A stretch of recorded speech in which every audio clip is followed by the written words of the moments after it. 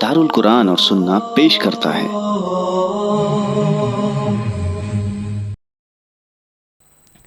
या अय्युहल्लज़ीना आमनु तक़ुल्लाह वक़ूलू क़ौलन सदीदा युस्लिह लकुम अअमालकुम व यग़फ़िर लकुम ज़ुनूबकुम व मन युतिइल्लाह व रसूलहु फ़क़द फ़ाज़ फ़ौज़न अज़ीमा। वक़ाल तआला अय्ज़न अलिफ़ लाम मीम ज़ालिकल किताब ला रैबा फ़ीह हुदल लिल मुत्तक़ीन अल्लज़ीना युमिनूना बिल ग़ैब व युक़ीमूना अस्सलाह व मिम्मा रज़क़नाहुम युनफ़िक़ून वल्लज़ीन युमिनून बिमा उन्ज़िल इलैक वमा उन्ज़िल मिन क़ब्लिक वबिल आखिरति हुम यूक़िनून। वक़ाल नबी सल्लल्लाहु अलैहि वसल्लम अद्दीनु अन्नसीहा। क़ील लिमन हिया या रसूलल्लाह क़ाल लिल्लाहि व लिकिताबिहि व लिरुसुलिहि व लिअइम्मतिल मुस्लिमीना व आम्मतिहिम औ कमा क़ाल सल्लल्लाहु अलैहि वसल्लम। हज़रत गिरामी, अल्लाह तबारक ताला का बेपाया करम और उसका एहसान है कि आज उसने शायद ये दूसरी बार इस मस्जिद में मेरा आना हो रहा है, दूसरी या तीसरी बार, और आप हज़रात गिरामी के सामने एक नहायत ही अहम उन्वान और वो अल्लाह तबारक ताला की किताब कुरान मुक़द्दस के सिलसिले में हमें क्या जानना चाहिए और अगर हम उसे जान लें तो फिर उसका हक़ क्या बनता है, उसकी अदायगी में हम किस हद तक अपने आप को पाते हैं, और अगर उन हुकूक़ को हम अदा नहीं कर पा रहे हैं तो हमें फिर क्या करना चाहिए और हमसे क्या मुतालबा है। आज चंद बातें इन्हीं के हवाले आप लोगों के गोशे गुज़ार की जाएंगी। अल्लाह तबारक ताला से दुआ है कि अल्लाह तबारक ताला जो कुछ मैं कहूँ उस पर सबसे पहले मुझे और आप तमामी हजरात को और जहाँ तक ये बात पहुँचे सबको उस पर अमल करने की तौफीक बख्शे। मोहतरम हाज़रीन किराम, अभी नाज़िमे दर्स से आपने एक बात सुनी, मैं उसमें कुछ और चीज़ें भी इजाफ़ा कर दूं कि अल्लाह तबारक ताला की किताब ये इतनी अज़ीम किताब है कि जिस आदमी का या जिस चीज़ का या जिस ज़ात का इस किताब से ताल्लुक़ जुड़ जाए तो वो सारी की सारी चीज़ें वो अज़ीम हो जाती हैं। इस किताब से जिस चीज़ का, जिस ज़ात का, जिस शख्सियत का, जिस दिन का, जिस रात का, जिस महीने का, जिस जगह का, इस चीज़ से जिसका ताल्लुक़ जुड़ जाए वो चीज़ें अज़ीम हो जाती हैं। उसकी एक सबसे बड़ी मिसाल आप देख लें कि ये अल्लाह का कलाम है, ये अल्लाह का कलाम है, और अल्लाह तबारक ताला की ज़ात से उसके कलाम की निस्बत की वजह से आप अंदाज़ा लगाइए कि ये कुरान कितनी अज़ीम किताब है। ये अल्लाह तबारक ताला का ये कलाम है हुआ, इसीलिए इसकी कुरान करीम की तारीफ़ में जो पहला जुमला कहा जाता है हुआ कलामुल्लाही, वह अल्लाह का कलाम है। अल्लाह तबारक ताला की ज़ात कितनी मुक़द्दस और कितनी मुनज़्ज़ह और कितनी जलील अल्लाह तबारक ताला की ज़ात अक़दस है, कि हम उसका अंदाज़ा नहीं लगा सकते। फिर उस अल्लाह का ये कलाम ठहरे तो इसका मकाम और इसका मर्तबा कितना अज़ीम होगा। इसीलिए अल्लाह तबारक ताला ने इस किताब के हवाले से बात कही कि अगर ये कुरान करीम किसी पहाड़ के ऊपर अगर इसे नाजिल कर दिया जाता तो क्या होता, खाश मुतशद्दिअन मिन खशियतिल्लाह, वो रेज़ा रेज़ा हो जाए। यानी इस कलाम की इतनी अहमियत है जो है। तो मेरे भाइयों, हमें इस चीज़ से अंदाज़ा लगा लेना चाहिए कि अल्लाह तबारक ताला का ये कलाम बड़ा अज़ीम कलाम है और इसके बहुत सारे तकाज़े हमारे ऊपर हैं। یہ کلام اللہ تبارک تعالیٰ نے حضرت جبریل امین کے ذریعے سے نبی محترم صلی اللہ علیہ وسلم کے قلب اطہر پر اتارا جو ہے۔ جتنی آسمانی کتابیں اللہ تبارک تعالیٰ نے دنیا میں نازل فرمائیں، سب بواسطہ جبریل امین ہی اس دنیا کے اندر آئے۔ اس وقت تک جب تورات لائے تو جبریل تھے، انجیل لائے تو جبریل تھے، زبور لائے تو بھی جبریل ہی تھے، صحف ابراہیم لائے تو بھی، صحف موسیٰ لائے تو بھی، اور جب قرآن عظیم لے کر کے آئے تو وہ روح الامین ہو گئے جو ہے، نزل بھی روح الامین۔ اللہ تبارک تعالیٰ نے اس قرآن کریم کو روح الامین کے ذریعے، یعنی اس کتاب سے ان کا جب تعلق جڑا، حالانکہ اس سے پہلے بھی ساری کتابیں وہی لانے والے تھے، اللہ کا پیغام وہی لے کر کے آنے والے تھے، تو اس وقت جبریل وہاں صرف جبریل تھے، ہاں وہی کے لانے والے تھے، لیکن جب اس کتاب کو لے کر کے آئے، آخری کتاب جو سیدنا محمد بن عبداللہ صلی اللہ علیہ وسلم کی ذات گرامی پر اللہ تبارک تعالیٰ نے نازل فرمایا، تو وہ روح الامین ہو گئے۔ اس سے پہلے جتنی کتابیں نازل ہوئیں، جن کا نام میں نے ابھی گنایا ہے، جو یہ کتابیں جن نبیوں کے اوپر نازل کی گئیں، وہ نبی اپنی اس قوم کے لیے مکلف تھا کہ وہاں دعوت و تبلیغ کا فریضہ انجام دے، جو صرف اسی دائرے کے اندر وہ محدود تھا جو ہے۔ لیکن اللہ تبارک تعالیٰ نے جب قرآن کریم کو نازل فرمایا تو نہ صرف وہ نبی صرف اپنے قبیلے کا نبی تھا، اور نہ ہی وہ کتاب محض صرف اپنے اس قبیلے اور اس کنبہ کے لیے تھی، جیسے کہ حضرت موسیٰ علیہ السلام کو اللہ تبارک تعالیٰ نے تورات دیا، بنو اسرائیل کے اوپر نازل کی گئی وہ کتابیں جو ہیں، اور اسی قوم کے وہ نبی تھے وہ، اس کے علاوہ ان کی نبوت و رسالت دوسرے لوگوں تک وہ نہیں تھی۔ لیکن قرآن کریم کو اللہ تبارک تعالیٰ نے نازل کیا تو یہ کتاب جو ہے یہ ساری انسانیت کے لیے ہے، اور یہ نبی سارے انسانیت اور سارے جنات کے دونوں ثقلین کے لیے اللہ کے نبی صلی اللہ علیہ وسلم نبی اور رسول بنا کر کے بھیجے گئے تھے جو رحمت للعالمین اللہ تبارک تعالیٰ نے آپ کو بنایا جو ہے۔ تو اس کتاب کی جو خصوصیات ہیں میرے بھائیو وہ بہت عظیم ہے جو ہے۔ ابھی بات آپ کے سامنے آئی کہ جس رات میں یہ کتاب نازل ہوئی جو ہے وہ لیلۃ القدر ہو گئی، انا انزلناہ فی لیلۃ القدر وما ادراک ما لیلۃ القدر لیلۃ القدر خیر من الف شہر، ایک رات 1000 مہینوں سے بہتر ہے۔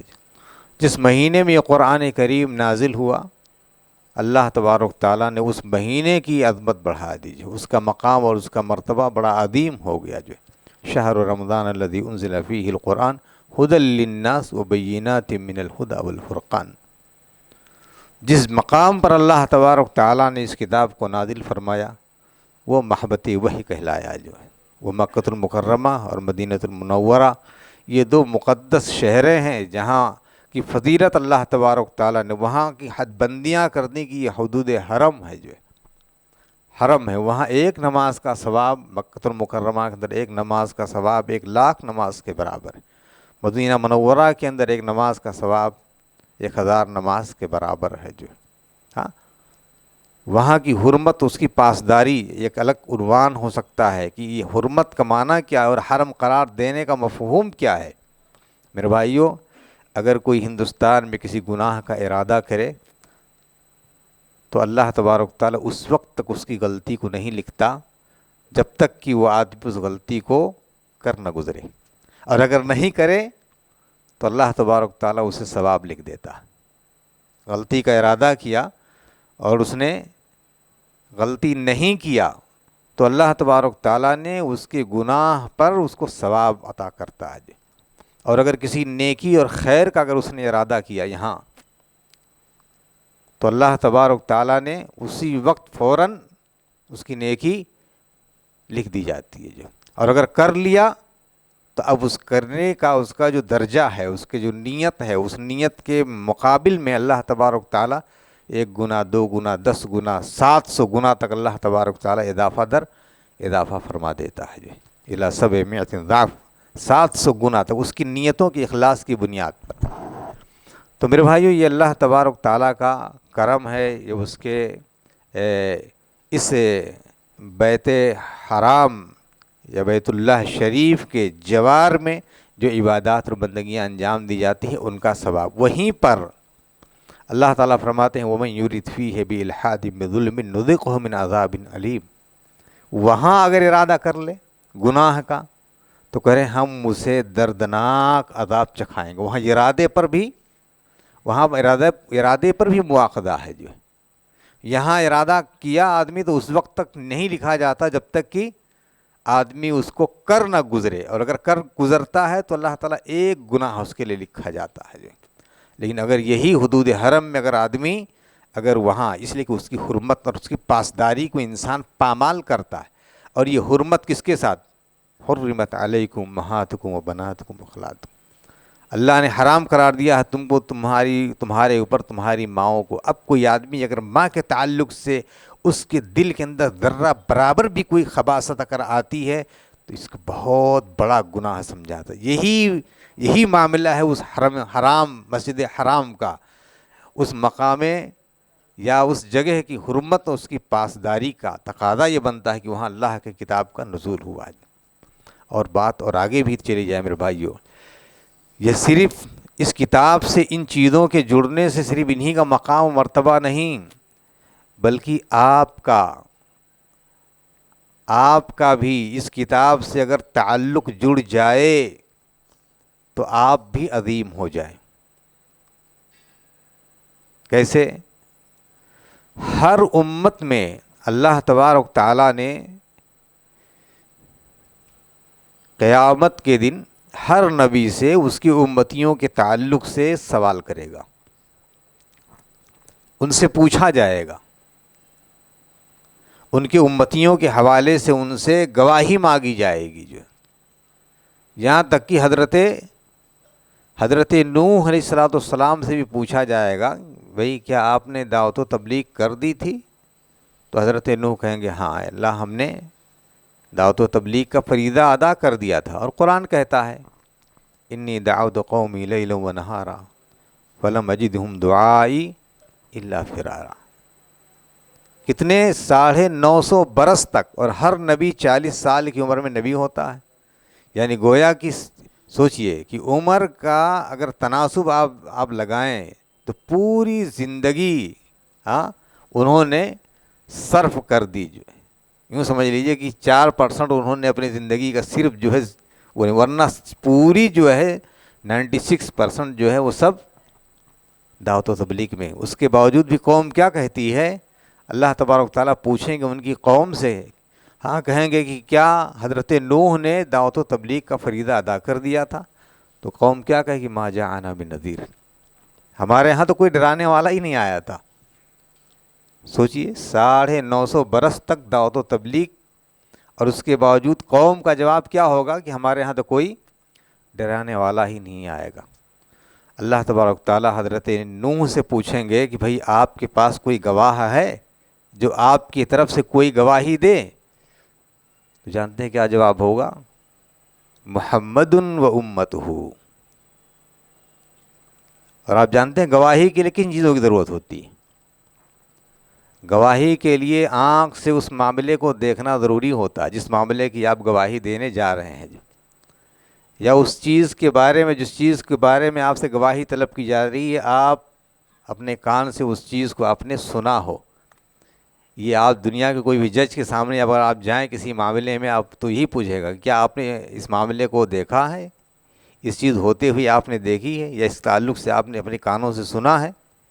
اگر کوئی کہے کہ نہیں تو کیا کہیں گے تمہاری گواہی نہیں مانی جائے گی۔ تب ہم لوگ تو بھائی حضرت نوح علیہ السلام کا زمانہ اور ابھی اللہ کے نبی کی بعثت کے بعد سے 1450 سال تقریباً یہی ہو گئے ہیں، اور کتنا لمبا وقفہ ادھر گزر گیا ہے، اور ہم لوگ گواہی دیں گے کیوں؟ کس بنیاد پر؟ اسی قرآن کریم کی بنیاد پر کہ ہم نے جو چیز دیکھی ہے وہ اس قرآن کی نگاہ، اس کے چشمے سے ہم نے دیکھی ہے اور جو چیز ہم نے سنی ہے اس قرآن کریم کے کان سے ہم نے سنی ہے، اسی لیے ہماری گواہی ہماری گواہی اتنی صدیوں کے بعد بھی ہماری گواہی حضرت نوح علیہ الصلوۃ والسلام کے تعلق سے ہماری گواہی تسلیم کی جائے گی، مانی جائے گی جو۔ اور اللہ تبارک تعالیٰ نے قرآن کریم میں ارشاد فرماتا ہے کذالک جعلناکم امۃ وسطا لتکونوا شہداء علی الناس ویکون الرسول علیکم شہیدا۔ خوش ہو جاؤ، اور خاص طور سے اہل حدیث ہو، تم خوش ہو جاؤ جو ہے کہ اللہ تبارک تعالیٰ نے تمہیں اس لائق بنایا ہے کہ تم اللہ کی کتاب کا حق ادا کرتے ہو، اور اس کی روشنی میں آپ اپنے دنیاوی اور اپنے اخروی سارے عبادات اور بندگیاں اور حقوق و معاملات سب اسی کے روشنی میں حل کرتے ہو، اور اس کی تفسیر اور اس کی تعویل نبی محترم صلی اللہ علیہ وسلم کی ذات گرامی اور آپ کے اقوال اور آپ کے افعال جن پر ہمارا عمل ہے، ہم ہی اس لائق ہوں گے کہ ہم گزشتہ امتیوں کے تعلق سے ہم گواہی دیں گے۔ اور یہ قرآن کریم کے اس وضاحت کے بعد کذالک جعلناکم امۃ وسطا لتکونوا شہداء، نہ ہمارے ہاں افراط ہے اور نہ ہمارے ہاں تفرید ہے، ہم درمیان پر اعتدال پر ہیں جو ہے، ہمارے ہاں غلو نہیں ہے، زیادتی نہیں ہے، ظلم نہیں ہے، ہاں ہم حق پر ہیں، اعتدال پر ہیں جو ہے، ہاں اور یہی امت وسط کا تقاضا ہے، ہاں تو اللہ تبارک تعالیٰ نے ہمیں اس لائق بنایا ہے کہ ہم گواہی دیں۔ اللہ کے نبی صلی اللہ علیہ وسلم نے حضرت عبداللہ ابن مسعود رضی اللہ تعالیٰ عنہ سے کہا کہ مجھے کچھ تھوڑا سا قرآن سنائیے، مجھے کچھ قرآن سنائیے۔ کہنے لگے کہ اللہ کے نبی قرآن آپ پر نازل ہوا اور میں آپ کو قرآن سناؤں جو ہے۔ کہنے لگے نہیں میرا دل چاہتا۔ دیکھو یہ ایک دلیل ہے اس بات کی، آج کچھ لوگ ہیں جن کا یہ دعویٰ ہے کہ نہیں کسی نہ معلم کی ضرورت ہے اور نہ کسی استاذ کی ضرورت ہے، بس قرآن خود پڑھ لو اور قرآن خود سمجھ لو جو ہے۔ اور کچھ لوگ تو مادرزاد معلم پیدا ہوتے ہیں، یعنی مادرزاد معلم پیدا ہوتے ہیں جو اس طرح سے۔ یہ سوچ لیجئے کہ دنیا میں اگر کسی کو استادی اور شاگردی کی ضرورت اگر نہیں تھی تو آپ صلی اللہ علیہ وسلم کی ذات ہو سکتی تھی، آپ صلی اللہ علیہ وسلم کی ذات ہو سکتی تھی، لیکن اللہ تبارک تعالیٰ نے وہ سنت بتا دی۔ حضرت جبریل نازل ہو رہے ہیں اور صرف ایک بار نہیں نازل ہوئے جو ہے، ہر رمضان کو آ رہے ہیں، وَيَتَدَارَسُهُ الْقُرْآنَ، قرآن کریم کا مدارسہ کرا رہے ہیں، پڑھا رہے ہیں۔ درس مانے پڑھانا ہوتا۔ کچھ لوگ کہیں کہ آج استاذ کی ضرورت نہیں ہے جو ہے، ہاں اور آج تو Facebook university, WhatsApp university, Instagram university, بڑی یونیورسٹیاں اور کالجز ہیں کہ جہاں لوگ پڑھ رہے ہیں اور سن رہے ہیں جو ہے، اور بڑے بڑے لوگ لنگوٹی باندھ کر کے اور تفسیریں ایسی کر رہے ہیں کہ آپ خاص طور سے ہمارا نوجوان طبقہ جو ہے بالکل ایک دم پانی پانی ہوا جا رہا ہے، اور وہ سمجھتا ہے کہ اب علم اڑیل دیا گیا ہے ان لوگوں کی زبانی، ہاں اور پچھلے جو لوگ کچھ کر کے گئے ہیں انہوں نے تو کچھ ادا ہی نہیں کیا تھا جو ہے۔ آج حالات یہ آگے میرے بھائیوں، تو اللہ تبارک تعالیٰ نے حضرت جبریل امین کو نازل کیا جو ہے، ہاں فَإِذَا قَرَأْنَاهُ فَاتَّبِعْ قُرْآنَهُ۔ کون پڑھا رہے تھے؟ جبریل پڑھا رہے تھے۔ فَإِذَا قَرَأْنَاهُ فَاتَّبِعْ قُرْآنَهُ، جب ہم پڑھائیں تو اے نبی آپ ان کے ساتھ ساتھ پڑھیے، آپ ان کے ساتھ ساتھ پڑھیے۔ تو آج ہمارے یہاں اس نوعیت کی جو سلسلہ ہے، جو تعلیمی جو منہج ہے، آج وہ تبدیل ہو گیا ہے جو۔ تو اللہ تبارک تعالیٰ حضرت جبریل امین کو نازل فرماتا اور آپ آ کر کے قرآن کریم کا مدارسہ کراتے، آپ ان کو سمجھاتے۔ آج تو آپ دیکھیں ابھی ایک بہت بڑا ایک معاملہ سوشل میڈیا کے اوپر عام ہے، ایک مولوی نے تو یہ کہہ دیا کہ قرآن کریم جو ہے یہ گرامر پر نہیں اترتا ہے، نعوذ باللہ۔ عربی کے جو قواعد ہیں، نحو صرف کے جو قواعد ہیں، ہاں کہہ رہا ہے کہ یہ قرآن کریم اس لیے قرآن کریم صحیح نہیں ہے، یعنی اگر گرامر کے موافق نہیں ہے تو کہہ رہے ہیں قرآن کریم غلط ہے۔ اس شخص سے اس کا معنی یہ ہے کہ صرف اس قرآن کو نہیں، پورے قرآن کو اس نے جھٹلا دیا جو ہے، پورے قرآن کو اس نے جھٹلا دیا۔ اور ایسا شخص جو قرآن کریم کے اندر غلطی نکالنے کی یا اس کے بارے میں اس کے دل میں اگر شبہے کی کوئی بات ہے تو یقیناً وہ کفر کے درجے میں چلا جاتا ہے۔ اگر اس نے توبہ نہ کیا ہوگا تو اس کا معاملہ جو ہے الگ ہوگا جو ہے۔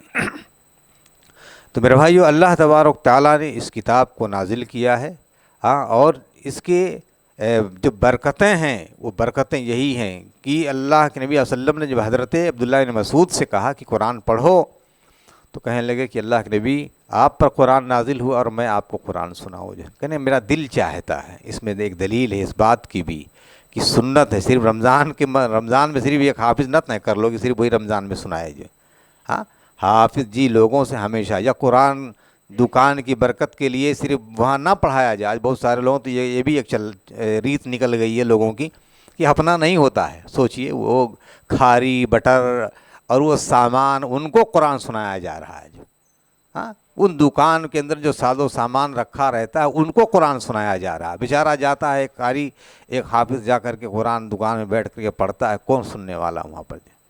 ہاں، یہ قرآن، یہ ان چیزوں کے لیے قرآن انسان اور جنات کے لیے نازل کیا تھا۔ ہاں، جناتوں نے سنا تو کیا کہا؟ انا سمعنا قرآنا عجبا۔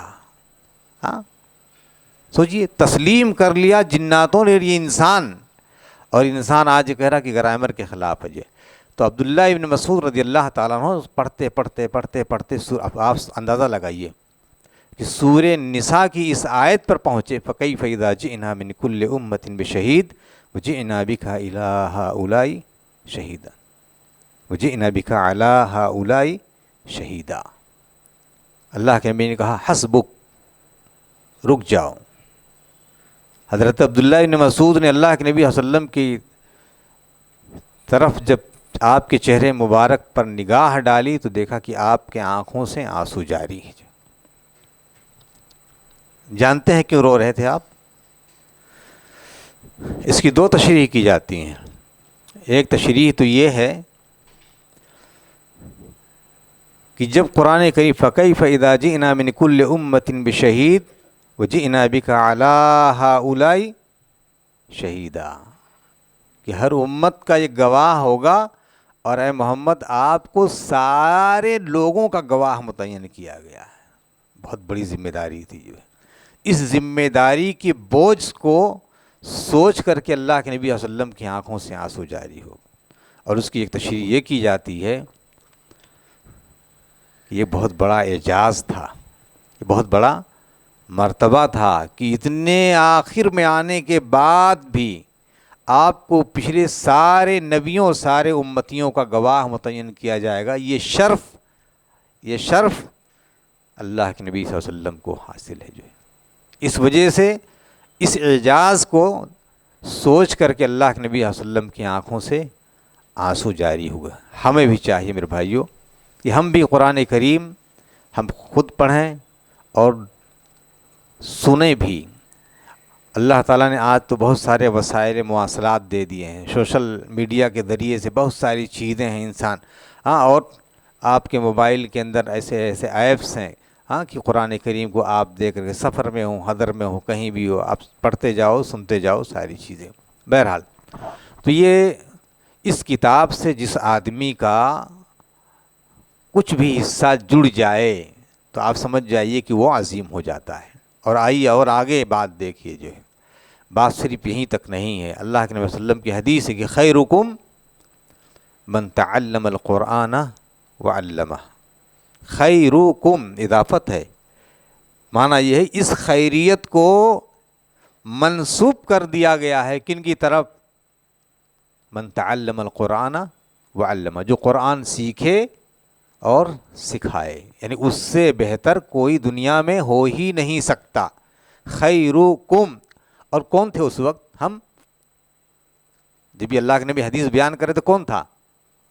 صحابہ کرام رضوان اللہ علیہم اجمعین تھے۔ ہم لوگ تو 1450 سال تقریباً ہاں بعد کے لوگ ہیں، وہ قدسی صفات لوگ ہیں، ہاں، جنہیں السابقون الاولون من المہاجرین والانصار والذین اتبعوہم باحسان رضی اللہ عنہم ورضوا عنہ وعد لہم جنات تجری تحتہا الانہار خالدین فیہا ابدا، ان کے بارے میں کہا گیا ہے جن کو جنت کی سرٹیفکیٹ دے دی گئی ہے، جن کی اللہ کی رضا اور وہ اللہ تبارک تعالیٰ کی انعام سے جو لوگ راضی ہو گئے جو ہے، اور ہمیں ان کی اتباع کا حکم دیا گیا۔ آج لوگ کہتے ہیں کہ صحابہ سے بھی غلطی ہو سکتی ہے، بالکل غلطی ہو سکتی ہے، معصوم دنیا میں انبیاء کرام علیہم السلام کی صرف ذات ہیں جو ہے، لیکن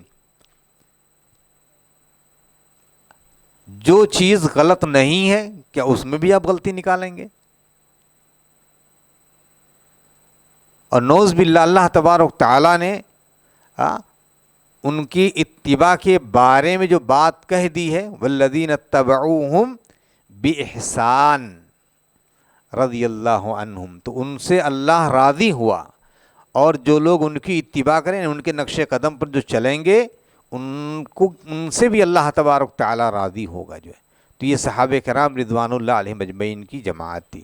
تو خیرکم کی جو حدیث وارد ہوئی کہ تم میں یعنی صحابہ کرام میں بھی سب سے افضل کون تھا؟ جو قرآن کریم سیکھے اور قرآن کریم سکھائے جو ہے۔ بھلے ہی دنیا میں آج ان کا مقام نہیں ہے جو ہے، انگریزی کا ٹیچر وہ 70-80 سے اس کی شروعات ہوتی ہے سیلری کی، اور عربی ٹیچر کی شروعات 700 800 7000 8000 سے آج ان کی شروعات ہوتی۔ ہاں، جب حق کی بات آئے گی تو میں بتاؤں گا اس میں کہ اس کے بارے میں بھی آپ جواب دینے کے لیے اللہ کے یہاں تیار رہنا۔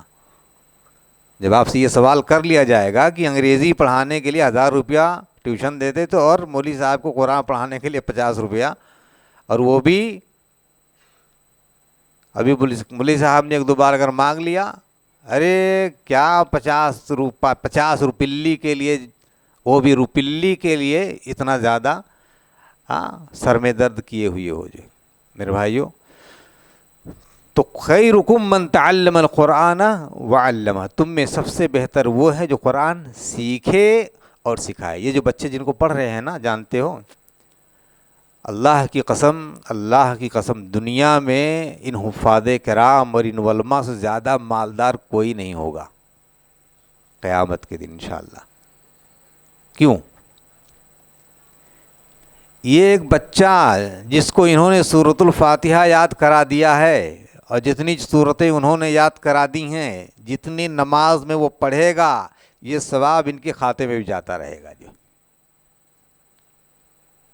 چاہے وہ چاہے نہ چاہے، وہ ارادہ کرے چاہے ارادہ نہ کرے، وہ مولوی صاحب کے کھاتے میں آٹومیٹک، جیسے وہ آج کل بزنس کے بہت سارے ٹکس چل رہے ہیں کہ وہ لنک کیا کہتے ہیں، چین بناؤ، چین بزنس کی، یہ کرو تو اس کا منافع، آپ نے ایک کلائنٹ کو جوڑ لیا، پھر دوسرے کا بھی آپ کو، تیسرے کا بھی آپ کو، چوتھے کا بھی آپ، جتنے جڑیں گے، ایسے ہی اللہ تبارک تعالیٰ نے یہ چین بنا دیا ہے کہ یہ علماء اکرام، یہ حفاظ، جن بچوں کو عربی کی قرآن کریم کی تعلیم دیتے ہیں، جب سورۃ فاتحہ پڑھے گا، جب نماز پڑھے گا، اللہ تبارک تعالیٰ آٹومیٹک ان کے کھاتے کے اندر وہ ثواب منتقل کرتا رہے گا جو نیکیاں۔ سوچ لیجیے، اور بھی قرآن کریم کی نیکیاں کتنی، من قرأ حرف من کتاب اللہ فلہ حسنہ والحسنۃ بعشر امثالہا، لا اقول الف لام میم حرف بل الف حرف ولام حرف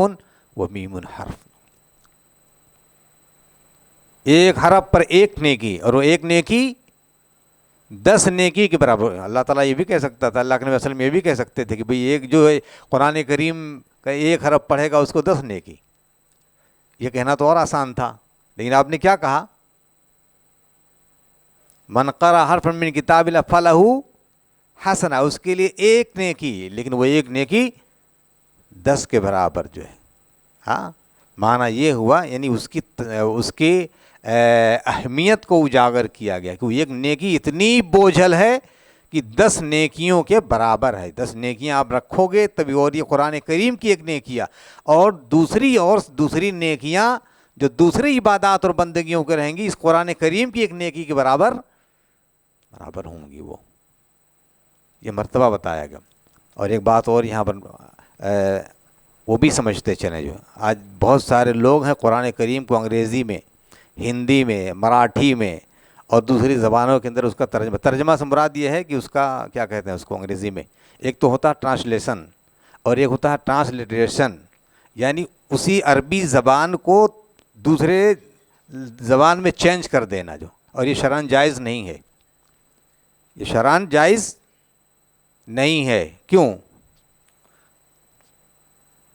اس لیے کہ سب سے بڑا گناہ تو یہ ہے کہ گویا کہ آپ عربی زبان نہیں پڑھ رہے ہو، آپ عربی زبان نہیں پڑھ رہے ہو، اور اللہ کی کتاب کس زبان میں نازل ہوئی؟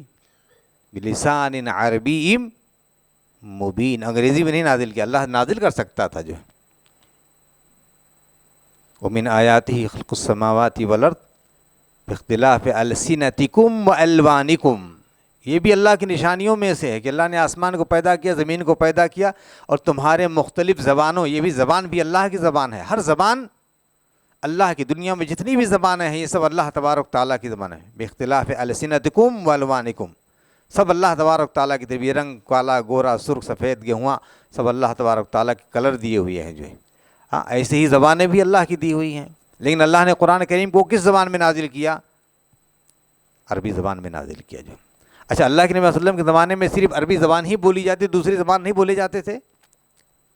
دوسری زبان بھی بولی جاتی تھی. سلمان فارسی رضی اللہ تعالیٰ عنہ کہاں سے آئے تھے؟ فارس سے آئے تھے، ایران سے آئے تھے. اور ان کے اسلام کا قصہ پڑھو، صحیح بخاری کے اندر تفصیل کے ساتھ پڑھو، قصہ بیان کیا، ان کے زبانی بیان کیا گیا ہے. اس قصے کو آپ پڑھیے کہ کیسے وہ اسلام میں داخل ہوئے. تو فارسی زبان میں بھی اللہ کے نبی صلی اللہ علیہ وسلم کو ٹرانسلیٹ کر کے دے سکتے تھے جو، لیکن نہیں، عربی زبان ہی. دوسری چیز یہ ہے کہ جیسے ابھی میں کہوں الف لام میم، اب انگریزی میں لکھیے ذرا اس کو، کتنے حرف بنیں گے؟ یہاں تو 3 ہی حرف ہیں عربی میں، الف لام میم. اور انگریزی میں آپ لکھیے صرف جو ہے الف، صرف یہ 3 حرف ہو جائیں گے اس کے، 4 ہو جائیں گے.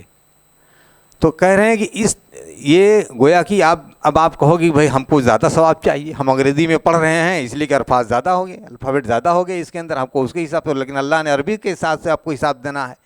اللہ نے نیکیاں عربی کے ساتھ متعین کر دی ہیں، اسی لیے آپ کو عربی میں پڑھو گے تو ہی آپ کو اسے وہ نیکی مل پائے گی جو.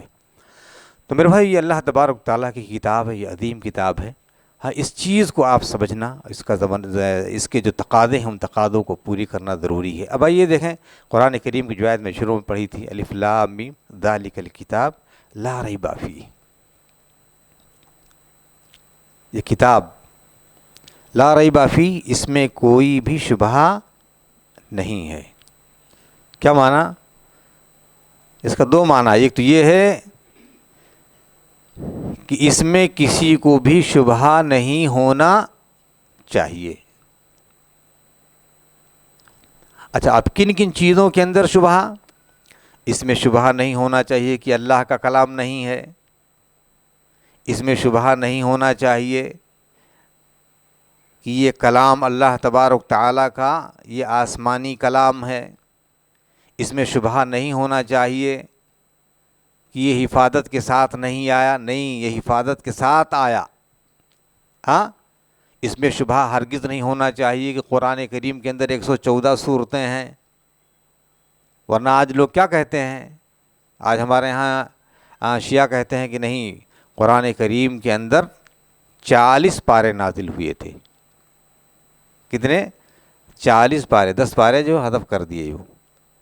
ہاں ایسے سورۃ الولایہ کے نام سے ایک سورت نازل ہوئی تھی، سورۃ الولایہ، وہ سورت سنیوں نے اس کو حذف کر دیے جو ہے.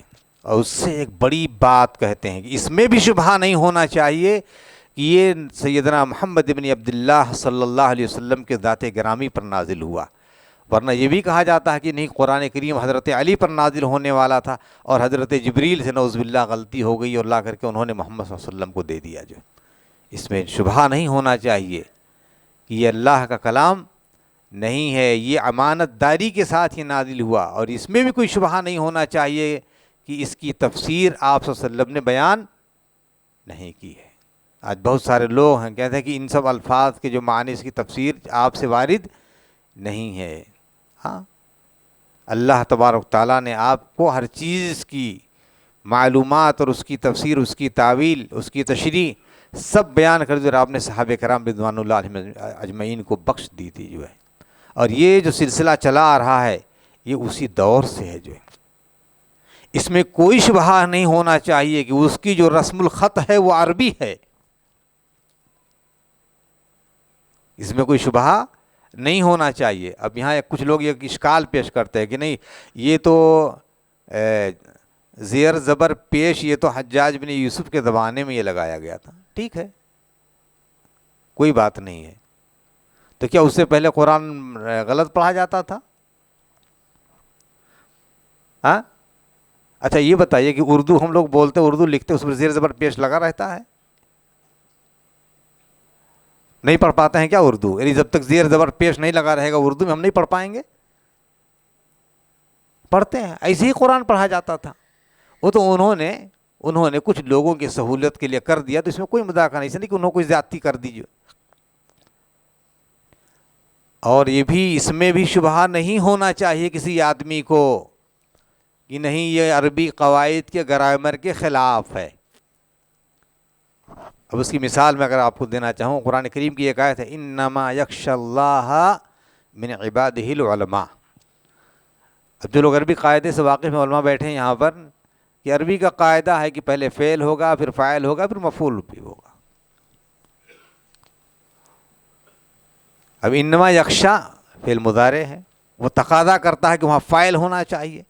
اب اگر کسی آدمی نے صرف گرامر کو فالو کیا اور گرامر کے اعتبار سے اگر وہ سمجھنے کی کوشش کی تو کہے گا نہیں یخشا اللہ ہونا چاہیے, یخشا فعل مضارع اور اللہ جو ہے یہ فاعل ہونا چاہیے. نعوذ باللہ, یہ زمین آسمان کے اوپر گر پڑے گی اور جتنے لوگ ہیں سارے کے سارے وہ سب دب کر کے ہلاک ہو جائیں گے. جو اتنی بڑی غلطی ہوگی. معنی کیا ہوگا کہ اللہ تبارک تعالیٰ اپنے عالم بندوں سے ڈرتا ہے. استغفر اللہ. صرف ایک زیر زبر کا فرق جو ہے, پیش اور زبر کا فرق جو ہے, اب آج جو لوگ بیچارے جو کہتے ہیں کہ نہیں عالم کی ضرورت نہیں ہے, کسی معلم کی ضرورت نہیں, وہ کہاں سے جان پائیں گے یہ؟ ہاں کہاں سے سمجھ پائیں گے؟ وہ نہیں سمجھ پائیں گے وہ. اور دوسری چیز اس میں بھی کوئی شبہہ نہیں ہونا چاہیے کہ اس کا جو رسم الخط ہے وہ عربی ہے اور اسی طور پر لکھا جائے گا جس طور پر لکھا گیا ہے. جیسے مثال کے طور پر الحمدللہ بسم اللہ الرحمن, کتابت کا قاعدہ یہ ہے اگر آپ لکھیں گے تو میم کے بعد جو ہے الف آنا چاہیے, لیکن آپ مصحف اٹھا کر کے دیکھیے آپ کو کھڑا زبر ملے گا.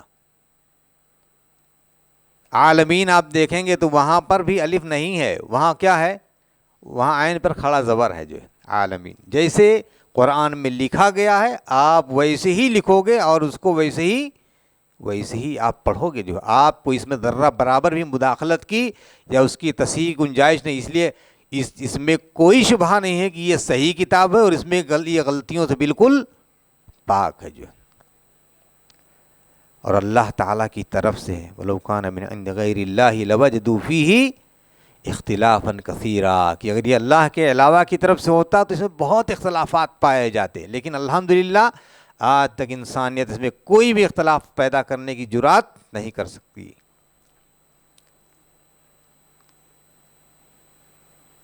اور اسی لیے چیلنج کر دیا گیا جو ہے, ہاں پہلے چیلنج کیا گیا اس جیسی کوئی کتاب لاؤ, نہیں لا سکے, پھر چیلنج کیا اس جیسی کوئی صورت لے کر کے آؤ, نہیں لا سکے, پھر چیلنج کر دیا کہ کوئی آیت لے کر کے آؤ, نہیں لا سکے, چیلنج کر دیا گیا کوئی کلمہ لے کر کے آؤ, نہیں لا سکے, یہاں تک کہ حرف سے بھی چیلنج کر دیا گیا. سوچئے کہ وہی الف لام میم نون, ہاں الف با تا سا جو روزانہ پڑھتے تھے, قرآن کریم میں آیت آئی نون والقلم وما یسطرون, قاف والقرآن, یہ قاف بھی نہیں لا پائے, نون بھی نہیں لا پائے, یعنی اتنے زیادہ بزدل ہو گئے ہاں کہ ایک حرف بھی نہیں لا سکے اس وقت. اس لیے اس میں ذرہ برابر بھی شبہ نہیں ہونا چاہیے کہ اللہ تبارک, یعنی جتنی چیزیں اس کتاب سے جو بھی چیزیں جڑ جائیں آپ کے دل و دماغ کے اندر آپ مطمئن رہیں جو ہے کہ یہ اللہ کی کتاب ہے, صحیح کتاب ہے, غلطیوں سے پاک کتاب ہے, اس میں کوئی بھی غلطی اور کوئی بھی خطا نہیں ہے, یہ سیدھے راستے کی طرف رہنمائی کرتی ہے. آج بہت سارے لوگ کیا کہتے ہیں کہ قرآن پڑھو گمراہ ہو جاؤ گے. استغفر اللہ, کتنا بڑا اتہام ہے اس قرآن کریم کے اوپر کہ قرآن پڑھو گے تو گمراہ ہو جاؤ گے جو ہے. ہاں ان ھذا القرآن یہدی للتی ہی اقوم ھدی للمتقین ذالک الکتاب لا ریب فیہ ھدی للمتقین. متقیوں کے لیے اللہ تبارک تعالیٰ نے اس میں ہدایت رکھی ہوئی ہے, اور کہا جاتا ہے کہ قرآن پڑھو گے تو گمراہ ہو جاؤ گے. اور اس سے بڑی گستاخی یہ کی جاتی ہے کہ اگر قرآن کریم کی کوئی تعلیم اگر ہمارے اماموں کے اقوال سے, ان کے فرمودات سے اگر یہ ٹکرائے تو ہم قرآن کریم کو کی تعویل کر لیں گے. استغفر اللہ. تعویل کی اجازت ان کو بخشی گئی ہے؟ ہاں نہیں. اس لیے میرے بھائیو قرآن کریم کے تعلق سے جن چیزوں کا تقاضا ہے ان تقاضوں کو پورا کرنا چاہیے. میں کچھ باتیں قرآن کریم کے حقوق کے حوالے سے ذکر کرتا چلوں. ابھی جو باتیں چل رہی تھیں وہ قرآن کریم کی اس کے ایمان اور تصدیق کا، تو یہ ساری باتیں ایمان کے ساتھ جڑی ہوئی ہیں جو ہے، اور اس کے اقرار کے ساتھ جڑی ہوئی ہیں جو ہے. اور اس پر ایمان ہمارا اسی نوعیت کا ہونا چاہیے جس کو ہم لوگ کہتے ہیں نا کہ کہتے ہیں اندھی محبت. وہ کیا ہوتی ہے؟ ایسی ہی اس کتاب کے حوالے سے ہماری جو محبت ہونی چاہیے وہ انتہا کو ہونی چاہیے. اس کی صرف مثال میں دیتا ہوں کہ حضرت خدیمہ بن ثابت انصاری رضی اللہ تعالیٰ عنہ جلیل القدر صحابی رسول ہیں. اللہ کے نبی صلی اللہ علیہ وسلم نے ایک اعرابی سے گھوڑا خریدا، اور آپ کے پاس اس وقت قیمت نہیں تھی، تو آپ وہاں سے بڑھے اور گھر کی طرف، اور پیچھے پیچھے وہ اعرابی چل رہا ہے. گھر کی طرف جا رہے ہیں کہ آپ لا کر کے اس کو پیسہ جلدی سے جتنی جلدی ہو سکے دے دیں. ابھی وہ پیچھے پیچھے آ رہا ہے کہ اس میں کچھ لوگ اور آ گئے، کہے بھائی گھوڑا بیچتے ہو. اب انہوں نے کچھ قیمت زیادہ بتائی تو اس کا ایمان جو ہے وہ گڑبڑا گیا. جو ہے ایمان میں لالچ آ گئی اس کی. وہیں سے آواز لگاتا ہے، کہا محمد کیا آپ گھوڑا خریدتے ہیں؟ ارے اللہ کے بندے سودا طے ہو گیا ہے، اب پیسہ دینے کی بات ہے، تو آپ پیسہ دے لے جا. بہرحال کہا نہیں، اگر آپ خریدے تو گواہی لے کر کے آؤ. جو ہاں آپ گواہ لے کر کے آؤ. اب کوئی آدمی مارکیٹ جاتا ہے، کوئی چیز خریدتا ہے، ہم دیونار آپ جاتے ہو بکرا خریدنے، تو کیا آپ وہاں پر کوئی بکرا خریدو تو گواہ بھائی ہم نے یہ بکرا خریدا ہے؟ نہیں، اس کی میں ضرورت نہیں ہے گواہی کی. جو ہے بہرحال اس کا ایمان، بات ہونے لگی، لوگ جمع ہو گئے وہاں پر، بہت سارے لوگ جمع ہو گئے، صحابہ بھی وہاں پر جمع ہوئے. کیسا آدمی ہے یہ؟ ہاں یہ محمد جو صادق اور امین ہے، جب اسلام نہیں نازل ہوا تھا اس سے پہلے آپ کی ذات یہ تھی جو ہے، ہاں اور اب یہ کیا کیسا کہہ رہا ہے؟ بہرحال وہ اس بات کے اوپر اڑا رہا کہ نہیں، اگر آپ نے خریدا ہے تو آپ گواہ پیش کرو. حضرت خزیمہ بن ثابت انصاری رضی اللہ تعالیٰ عنہ وہ کھڑے ہوئے، کہا کہ میں گواہی دیتا ہوں کہ آپ نے گھوڑا خریدا ہے. جو ہے اللہ کے نبی صلی اللہ علیہ وسلم اس اعرابی کو چھوڑ کر حضرت خزیمہ کی طرف پلٹ گئے. کہا بھائی آپ کیسے گواہی دیتے ہو؟ اس وقت تو آپ موجود بھی نہیں تھے جب میں نے کہا کہ اللہ کے نبی جب غار حرا سے آپ پر وحی نازل ہوئی اور آپ نے آ کر کے مکہ میں کہا تھا کہ مجھ پر اللہ کی کتاب نازل ہوئی ہے، اس وقت ہم نے آپ کی تصدیق کی تھی.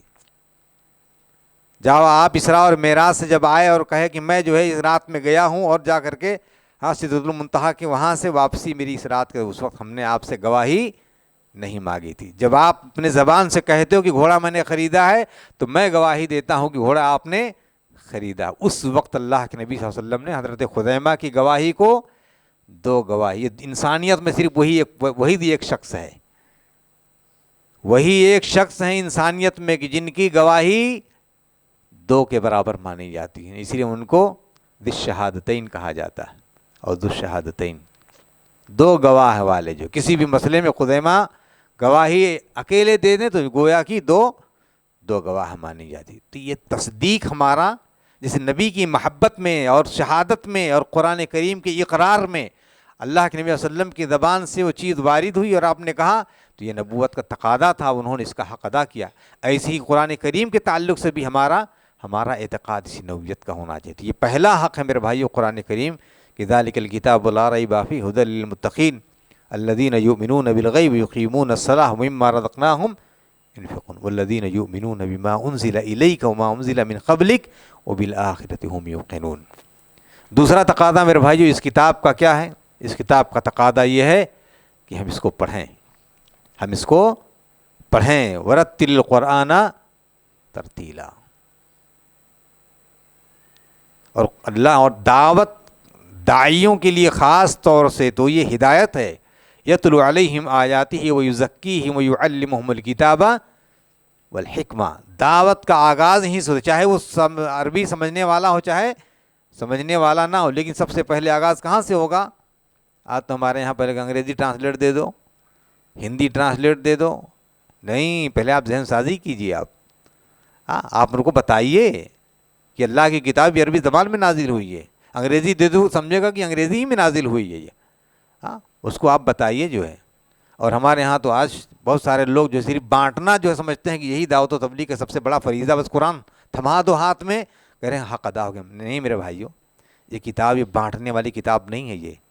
یہ کتاب ویسے ہی اس کو پڑھنا اور پڑھانا جیسے اللہ تبارک تعالیٰ نے اس کی سنت چھوڑی ہے. جبریل آپ کو, آپ نے اپنے صحابہ کو, اور یہ سلسلہ چلتا رہا ایسی. یہی طریقہ ہے اس کی دعوت و تبلیغ کا جو ہے, اس کی تعلیم کا. بہت عظیم کتاب ہے یہ. تو اس لیے قرآن کریم کو پڑھا جائے. اور اگر کوئی آدمی نہیں پڑھتا تو آپ جان لیجیے کتنی بڑی نیکی سے محروم ہوتا ہے انسان جو ہے. کتاب مبارک, کتاب انزلناہ الیک مبارک لیدبروا آیاتہ. یہ مبارک کتاب ہے. کیا معنی مبارک؟ کہ اس کا پڑھنا مبارک ہے, اس کا رکھنا مبارک نہیں ہے. یعنی گھر کے اندر جو ہے قرآن کریم رکھ لو. کچھ لوگ جو آج جو ہے لٹکا رہے ہیں دیواروں پر, دکانوں میں لٹکا رہے ہیں. نہیں, یہ پڑھنے کے لیے آئی ہے کتاب جو ہے. پڑھنا مبارک ہے جو ہے. پڑھو گے تو آپ کی ذات پر اس کی برکت کے اثرات ہوں گے جو ہے.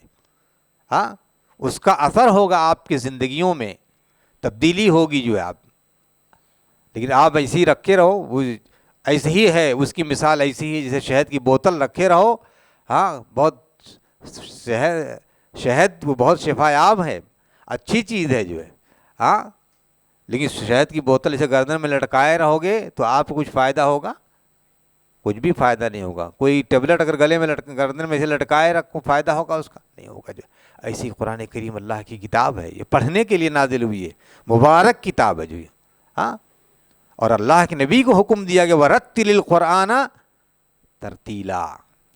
قرآن کریم کو پڑھو. ترتیل کے معنی ہوتے ہیں تجوید کے ساتھ. آج بہت سارے بڑے بڑے اسٹیجوں پر 60 کروڑ کے اسٹیجوں پر لوگ جو ہے قرآن کریم ایسی ٹانگ توڑتے ہیں کہ آپ افسوس اللہ کی پناہ. میرے بھائیو, یہ بے ادبی ہے قرآن کریم کی جو ہے, بے ادبی ہے یہ. اللہ کی کتاب کے ساتھ گستاخی ہے جو ہے. اور جانتے ہو فقہائے کرام کے سلسلے میں جو ہے علماء نے ان کے مسائل ہے کہ لہن جلی اور لہن خفی. لہن جلی اگر ارتکاب کر دیا تو نماز باطل ہو جائے اس آدمی کی جو ہے, نماز ہی صحیح نہیں ہوگی جو ہے, حق ہی نہیں ہے اس کو. اور اسی لیے قرآن کریم کا یہ وصول, اس کا ضابطہ ہے کہ یہ جو کتاب ہے اللہ تبارک تعالیٰ کی, یہ کتاب بات وہاں رک گئی تھی کہ اگر اس کتاب کا جاننے والا اگر موجود ہے تو اس کے آگے پھر سارے لوگ ہیچ ہیں جو ہے. کہ اگر 6 سال کا بچہ بھی اگر وہ حافظ قرآن ہے, الحمدللہ ابھی ہمارے یہاں ایک بچہ 1-2 ماہ ہوا, ابھی 6 سال کا بچہ ہے جس نے حفظ قرآن مکمل کیا ہے. حضرت عمر بن سلمہ رضی اللہ تعالیٰ عنہ چھوٹے صحابی 6 سال کے بچے ہیں, ابا بھی پیچھے ہیں, دوسرے اور صحابہ بھی ہیں جو ہے. اللہ کے نبی سفر میں ہیں اور یہ ہوا کہ بھئی اب نماز پڑھ لی جائے, تو امامت کون کرائے گا؟ وہ جن کے بال پک گئے ہیں, جو کرتا پاجامہ پہنے ہیں, یا جن کی داڑھیاں لمبی ہیں وہی پڑھائیں گے نماز؟ نہیں, اسلام کا ضابطہ یہ ام القوم اقرؤہم لکتاب اللہ. قوم کی امامت وہ کرائے گا جو قرآن سب سے زیادہ جاننے والا. موٹا تازہ ہے, لمبا ترنگا ہے, داڑھی ہے, کرتا پاجامہ پہنا, ان سب چیزوں کا وصول نہیں ہے. اب سوچیے ابا ہیں, بچہ جو سب سے زیادہ قرآن کیسے یاد کیا اس کے؟ دیکھ کر کے پڑھا اس نے؟ نہیں, قافلے گزرتے تھے, راستے پہ گھر تھا, گزرتے تھے پڑھتے. اس کا معنی یہ دلیل یہ ہے کہ لوگ جب پڑھتے جاتے گزرتے تھے قرآن پڑھتے جاتے. تو ہمارے یہاں کیا, ہمارے یہاں تو گانا گنگنایا جاتا ہے جو, سیڑیاں چلتی ہیں جو لوگ گاتے ہیں. نہیں میرے بھائی, یہ وہ زمانہ تھا ایسا کہ بیچارے قرآن کریم ان کی زندگیوں کے اندر حلول تھا جو ہے, اور پڑھتے تھے. وہ 6 سال کا بچہ ابا کی امامت کرا رہا ہے, اور امامت سے جب فارغ ہو گیا تو عورتوں نے جب دیکھا کہ چھوٹا بچہ امامت کرا رہا ہے تو جانتے ہیں کیا کہا انہوں نے؟ غطوا استقاریکم, کہ اپنے امام کی چوتر ڈھکو. یعنی ابھی وہ کپڑا ابھی کپڑا نہیں پہن پا رہے ہیں، لیکن امامت کرائے گا وہی، بھلے کپڑا صحیح سے نہیں پہن پا رہا ہے، اس لیے کہ قرآن سب سے زیادہ جاننے والا وہی ہے، ورتل قرآن ترتیلا۔ اور اللہ کے نبی صلی اللہ علیہ وسلم قیامت کے دن ہاں یہ مقدمہ دائر کریں گے اپنی امتیوں کے لیے، وقال الرسول یا رب ان قوم اتخذوا ھذا القرآن مہجورا۔ سوچیے اللہ کے نبی اگر دعویٰ ٹھوک دیں تو پھر ہم لوگوں کا کیا بنے گا جو ہے، ہاں، اور رسول کہیں گے اللہ تبارک تعالیٰ کے ہاں ان قوم اتخذوا ھذا القرآن مہجورا، کہ میری قوم نے چھوڑ دیا تھا۔ ابھی آپ پوچھو کتنے لوگ ہیں جو صبح پڑھے ہیں قرآن؟ نہیں پڑھے، نہیں پڑھنے والے ہیں جو ہے۔ اخبار پڑھنے والے 10-20 آپ کو مل جائیں گے جو ہے، خبریں سننے والے ٹی وی میں آپ کو 150 مل جائیں گے جو ہے، فیس بک چیک کرنے والے میں سو کر اٹھیں گے سب سے پہلے، ہاں نہ ناک جھاڑیں گے، شیطان یہاں خیشومے میں بیٹھا رہتا ہے۔ اللہ کے نبی کی حدیث کی جب رات میں جب اٹھو تو سب سے پہلا عمل کیا ہے رات میں اٹھنے کے بعد؟ جی ہاں، ناک جھاڑو پہلے 3 بار یہ ناک 3 بار وہ ناک جھاڑو، پھر اس کے بعد دعا پڑھو۔ لیکن آج ہمارے یہاں کہ سب سے پہلے اٹھے گا انسان موبائل پر جو ہے ہاتھ ٹٹولے گا یہاں پر جو ہے کہ کہاں ہے جو ہے۔ ٹھیک ہے، اگر قرآن پڑھنے کے لیے ٹٹولو تو بہت اچھی بات ہے جو ہے کہ لاؤ کم سے کم، بہت زیادہ بزی ہیں اگر آپ تو ایک آیت طے کر لو ڈیلی، ایک آیت۔ کتنی آیتیں ہیں قرآن کریم کے اندر؟ کچھ اختلافات ہیں، 6666، کم سے کم اتنے دنوں کے اندر تو قرآن پڑھ ہی لوگے ایک بار۔ تو میں تو ہمیشہ لوگوں سے کہتا ہوں ایک صفحہ نماز سے پہلے، ایک صفحہ نماز کے بعد، 2 دن کے اندر آپ کا ایک پارہ ختم ہو جائے گا، 2 مہینے کے اندر ایک قرآن آپ کا مکمل ہو جائے گا، وقت بھی آپ کو پتہ بھی نہیں چلے گا، آپ کو احساس بھی نہیں ہوگا۔ چلو 2 نہیں پڑھ سکتے، ایک صفحہ آپ پڑھو، 20 دن کے اندر آپ کا ایک صفحہ ایک پارہ مکمل ہو جائے گا جو، ہاں 20 دن کے اندر ایک پارہ آپ کا مکمل ہو جائے۔ بہت زیادہ بزی ہو میرے بھائیوں تو بھی طے کر لینا چاہیے، طے کر لینا چاہیے جو ہے۔ تو قرآن کریم کی تلاوت، تیسرا جو حق ہے قرآن کریم کا وہ ہے تدبر، افلا تدبرون القرآن ام علی قلوب اقفالها۔ تدبر کیوں نہیں کرتا انسان قرآن کریم کے اندر؟ تدبر جانتے ہیں کیا ہے؟ آج تو ہمارے ہاں تدبر کی مجلسیں لگتی ہیں، جو صحیح سے قرآن پڑھ ہی نہیں پاتے وہ بھی تدبر فرماتے ہیں جو ہے، یعنی قرآن پڑھنا نہیں آتا وہ بھی تدبر فرماتے ہیں۔ تدبر کا معنی یہ ہے قرآن کریم کا پڑھو، ترجمہ پڑھو، تفسیر پڑھو، اور پھر غور و فکر کرو۔ وفی انفسکم افلا تبصرون، اپنے نفس میں سو لو۔ یہ دل دیکھو نا جیسے دھڑکتا، کبھی جاؤ ڈاکٹر کے یہاں، ہاں 2D ایکو اگر ڈاکٹر کر رہا ہو تو جا کر کے دیکھو کہ دل کیسا پمپنگ کرتا ہے جو ہے، کتنے خون آپ کو جو ہے پاس کرتا ہے، جو یہ آپ کے شریانوں کے اندر جو خون یہ آپ کے نیچے سے لے کر کے اوپر کیسے جاتا ہے، غور کرو، آپ رو دو گے جو ہے۔ میں اپنی بیٹی کا 2D ایکو کروا، اس وقت میں نے دیکھا وہ دل، تو میرے آنکھوں سے آنسو جاری ہو گئے۔ ڈاکٹر کہنے کہ مولانا کیوں رو رہے ہیں؟ کہنے کہ مجھے اب تک یہ علم نہیں تھا کہ اللہ تعالیٰ نے جو دل بنایا ہے وہ اس طریقے سے انسان کے خون کو کس طریقے سے پمپ کرتا ہے۔ جب آپ دیکھیں اس کے تو آپ کو اندازہ لگ جائے گا میرے بھائی۔ یہاں کی پتلیاں جانتے ہو کتنا میگا بائٹ ہے اس میں؟ کتنا میگا بائٹ کی ہے آپ کی آنکھ کی پتلیاں، جو ابھی آپ کہتے ہیں کہ دنیا کے اندر جو بھی کیمرے اس نوعیت کے ابھی پیدا ہی نہیں ہوئی جو ہے، ہاں۔ اور شکر مناؤ اللہ نے کہ آپ کو جو آنکھ دی ہے یہ کتے کی آنکھ نہیں دی کہ صرف بلیک اینڈ وائٹ دیکھتا ہے، وہ آپ کو تو انسانوں کی آنکھ ہے جو ہے، ہر چیز کو ہر طرح کے کلر کا دیکھتا ہے جو۔ شکر مناؤ اللہ تبارک تو وفی انفسکم افلا تبصرون، جو یہ بچوں کے جنین کے جو پیدائش ہے، بچوں کے مراحل کو جو قرآن نے ذکر کیا ہے، ثم خلقنا العلقة مضغة ثم خلقنا المضغة علقة فكسونا العظام لحما ثم انشأناه خلقا آخر فتبارك الله احسن الخالقين، جو یہ پیدائش کے مراحل اللہ تبارک تعالیٰ نے ذکر کیے ہیں جو۔ ان احدکم یجمع فی بطن امہ 40 یوما نطفہ ثم یکون علقة مثل ذلك ثم یکون مضغة مثل ذلك، کہ تم میں سے ہر آدمی اپنی ماں کے رحم کے اندر 40 دن تک نطفے کی شکل میں ہوتا ہے، پھر 40 دن تک علقہ کی شکل میں ہوتا ہے، پھر 40 دن تک مضغہ کی شکل میں ہوتا ہے، پھر فرشتہ آتا ہے اور روح پھونکتا ہے۔ جانتے ہو سائنس اس چیز کو تحقیق کرنے کے لیے کتنی خواتین کو ذبح کیا تھا؟ اور بتایا جاتا ہے کہ تقریباً 80 عورتوں کو انہوں نے مارا تھا اس تحقیق کے لیے جو ہے، اور قرآن کریم میں آج سے 1450 سال پہلے اللہ تبارک تعالیٰ نے اس کو بتا دیا ہے کہ اس طریقے سے یہ پیدائش کے یہ مراحل ہیں یہ انسان کے، جو حدیث میں بھی اور قرآن کریم میں اس کا ذکر ہے۔ جب اس نے وہ سائنس جس نے یہ کیا تھا، اس کو جب اس کا علم ہوا تو کہا کہ مجھے اگر یہ ملا ہوتا تو میں یہ گناہ نہ کرتا۔ یہ اللہ کا کلام، تدبر کرو جو ہے۔ ایک مصری عالم اور ایک مستشرق، دونوں عربی کے ماہرین ہیں، دونوں نے کہا کہ لاؤ آج ہم جہنم کی صفات کا ہم کچھ تذکرہ کرتے ہیں، لکھتے ہیں، اور آیتیں کچھ ہم مطلب عربی جملے ہم لوگ بناتے ہیں کہ جہنم کیسی ہے۔ بہرحال دونوں بیٹھے، ایک مسلمان اور ایک مستشرق، وہ بھی عربی زبان کا ماہر ادیب، بیٹھے لکھتے رہے۔ جب ان کا قلم جواب دے گیا تو اس نے کہا، مستشرق نے مسلمان سے کہا کہ ذرا بتاؤ قرآن میں اس کا تذکرہ کس نوعیت کا ہے؟ تو سورہ قاف کی آیت پڑھی گئی، یوم نقول لجہنم حل امتلأت وتقول حل من مزید، کہ جب ہم جہنم سے کہیں گے کیا تو بھر گئی، تو کہے گی کیا اور بھی ہے؟ جہنم کہے گی کیا اور بھی ہے؟ کہہ رہے اس سے بڑی کوئی بات ہو ہی نہیں سکتی ہے، ایسا کلمہ، ایسا کلام اور ایسی تعبیر جو ہے کچھ انسان سے نہیں ہو سکتی ہے، جو وہیں پر وہ ایمان لے آتا ہے۔ تو اللہ تدبر کرے انسان قرآن کریم کے اندر، جو کہ اللہ تبارک تعالیٰ نے افلا ينظرون الى الابل کیف خلقت، اونٹ کو دیکھو، پانی بھر لیا ہے، اب چلا جائے 7 دن تک پانی ملے نہ ملے، اللہ نے جھلی بنائی ہے، پانی رہتا ہے، اور پتہ نہیں کس طریقے سے اس کو اس کے معدے کے اندر کیسے جاتا ہے، یہ اللہ کی قدرت ہے۔ افلا ينظرون الى الابل کیف خلقت والى السماء کیف رفعت والى الجبال کیف نصبت والى الارض کیف سطحت فذکر انما انت مذکر۔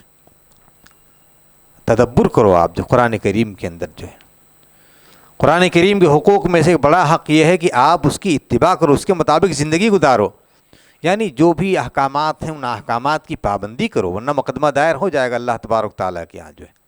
ہاں، اتبعوا ما انزل الیکم من ربکم ولا تتبعوا من دونہ، اس کے علاوہ کسی دوسرے کی نہیں، کسی اور کی جو ہے اتباع نہیں، قرآن کریم کی اتباع، ہاں اس کی اتباع کرو جو ہے۔ اور ایسے ہی قرآن کریم کے تعلق سے کہ جو حکم اللہ تبارک تعالیٰ نے نازل کیا ہے، اپنے فیصلے، اپنے مقدمات، قرآن کریم کے مسائل قرآن کریم کی روشنی میں اسے حل کرو۔ ومن لم يحكم بما انزل الیہ۔ اور آخری بات قرآن کریم کے حقوق کے تعلق سے کہ اللہ نے اس کو شفا نازل کیا ہے۔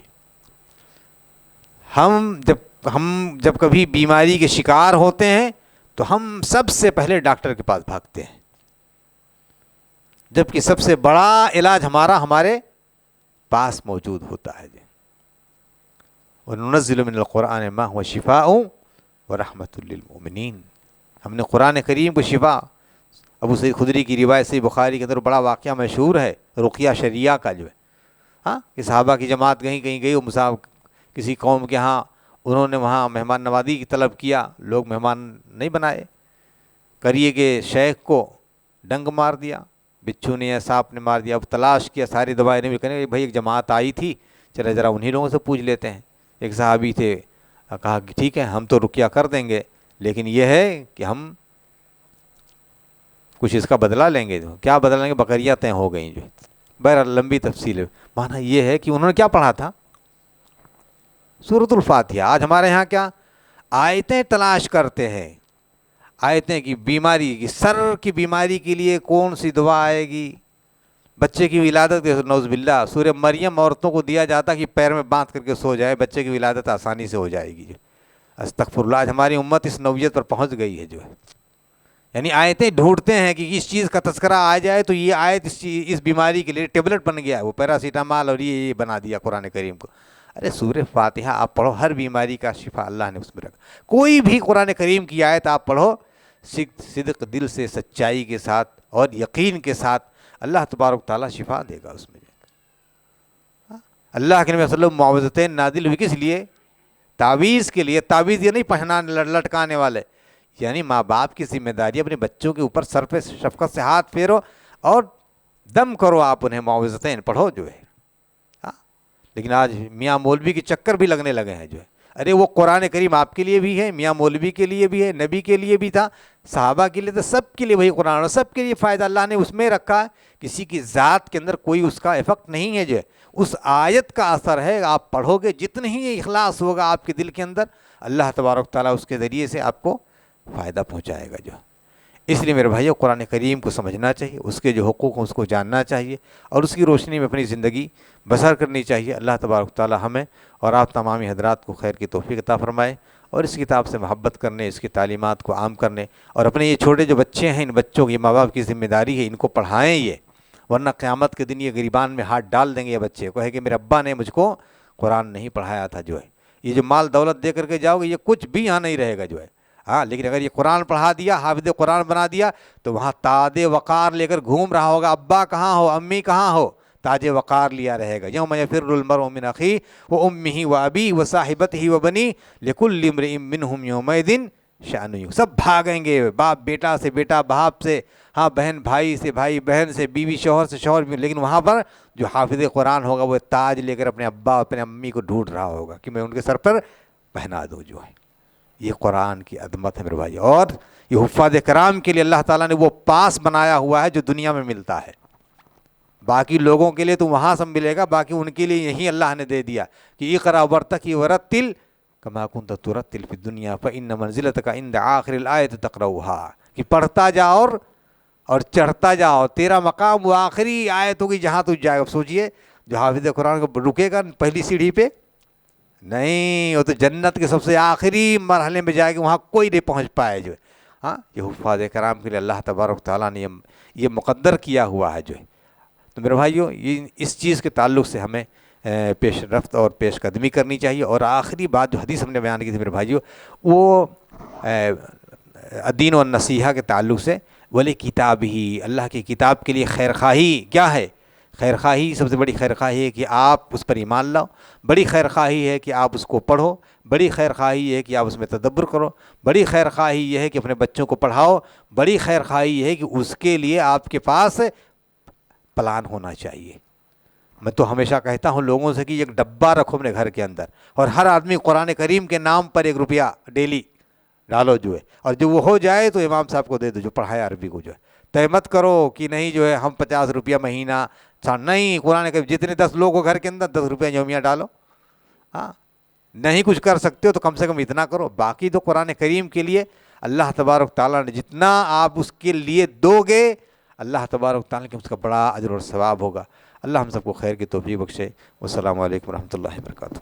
وما أرسلناك إلا رحمة للعالمين